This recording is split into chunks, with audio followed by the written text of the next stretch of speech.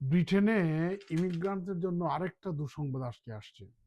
আজকে পার্লামেন্টে British home secretary 60 পেজের একটা স্টেটমেন্ট পার্লামেন্টে দিয়েছেন এবং সেখানে আউটলাইন করেছেন যে কিভাবে তার গভর্নমেন্ট ইমিগ্রেশনের ব্যাপারে আরো টাফ হতে যাচ্ছে। আমরা বেশ কয়েক সপ্তাহ আগে লেবার পার্টির কনফারেন্সে হোম সেক্রেটারির বক্তব্য শুনেছি, ওখান থেকে একটা ইঙ্গিত পাওয়া গেছে আজকে ওই বক্তব্যের ধারাবাহিকতায় অনেক বিস্তারিত ডকুমেন্টস স্টেটমেন্ট পার্লামেন্টে উনি দিয়েছেন 60 পৃষ্ঠা।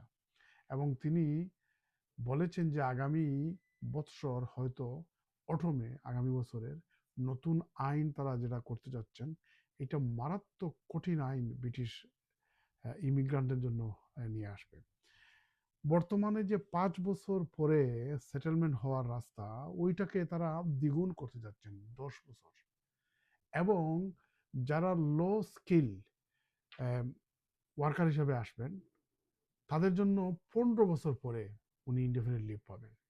যারা ইললিগাল এন্টেন্ট বা ইললিগালি থাকবেন তারা 30 বছর পরে ইনডেফিনিট লিভ পাবেন।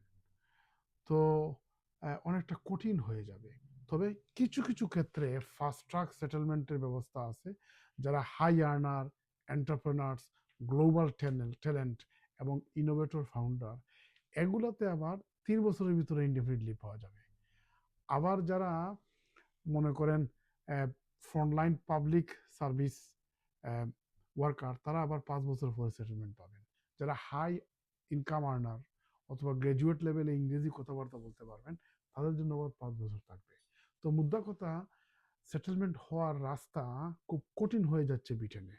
এবং এটা এখনো আইন হয় নাই।